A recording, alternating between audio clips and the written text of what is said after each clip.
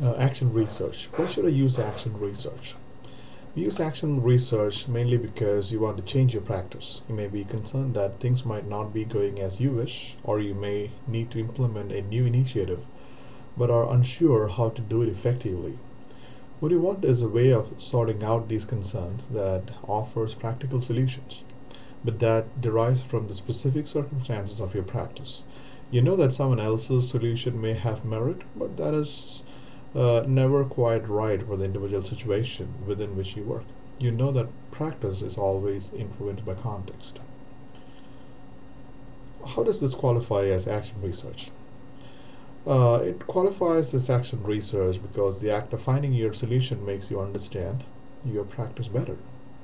Not only what you're doing, but also the factors that affect what you do. Action research, therefore, has two aspects. The starting point is to sort out a problem or issue in practice. To this extent, an action researcher seeks a solution. But the process can also be used as a deliberate attempt to understand practice better, a traditional research attitude. What is most important in both approaches is that you're open, honest, and rigorous. And what do we mean by practice? From the perspective of action research, the best way to think about practice is the way you carry out your professional actions. This is, of course, what you do, but it is also why you think you should be doing things the way you do.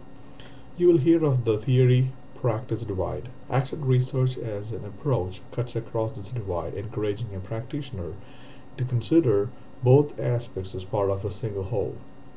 The aim of an action researcher is to bring about development in his or her practice by analyzing existing practice and identifying elements for change. The process is founded on the gathering of evidence on which to make informed rather than intuitive judgments and decisions. Perhaps the most important aspect of action research is that the process enhances teachers' professional development through the fostering of their capability as professional knowledge makers rather than simply as professional knowledge users. In an age of centralization and a proliferation of national guidelines and strategies, action research can help teachers feel in control of their own professional situations. What is action research about? Action research is a practical approach to professional inquiry in any social situation. The examples in this component related to education and are therefore of a particular relevance to teachers or lecturers engaged in their daily contact with children or students. But professional practice need not be teaching. It may be management or administration in a school or college, or it may be in an unrelated area such as medicine or the social services. The context for professional inquiry might change, but the principles and processes involved in action research are the same, regardless of the nature of the practice. Indeed, action research did not arise in education, but was applied to the development of teaching as its potential was identified.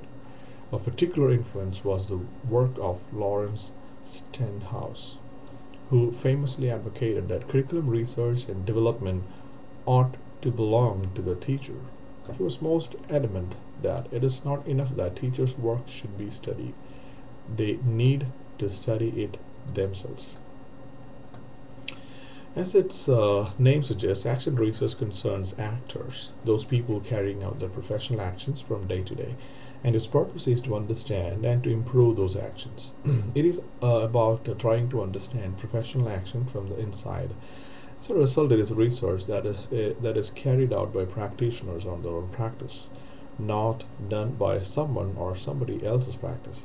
Action research in education is grounded in the working lives of teachers as they experience them.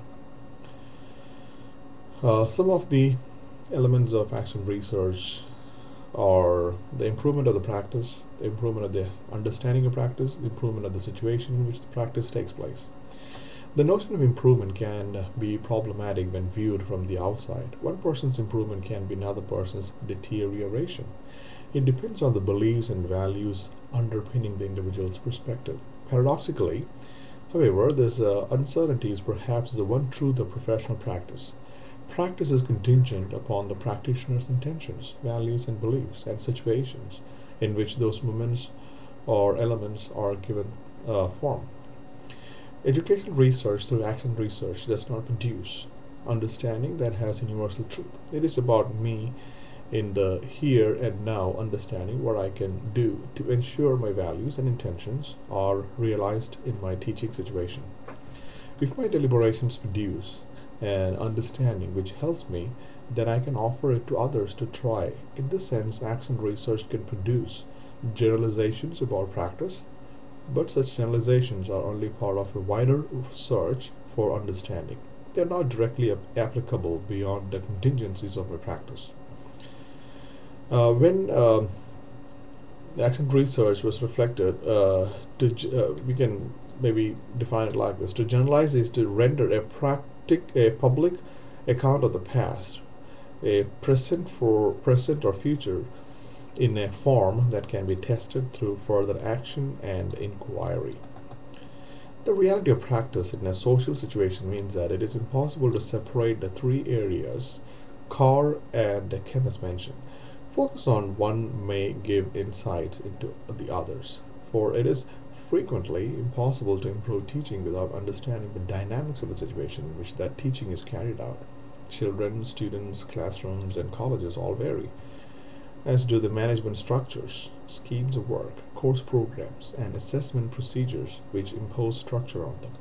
Practice is not easily packaged. Some writers about action research, Carr and Kempis amongst them, have explored the potentially political nature of analysis within the process that follows from this realization and have promoted action research as a means of social change. They see action research as being emancipatory, producing an understanding of the workplace that is empowering professionally. Action research can thus be used to understand one's own practice, understand how to make one's practice better, understand how to accommodate outside change in one's practice, and understand how to change the outside in order to make one's practice better.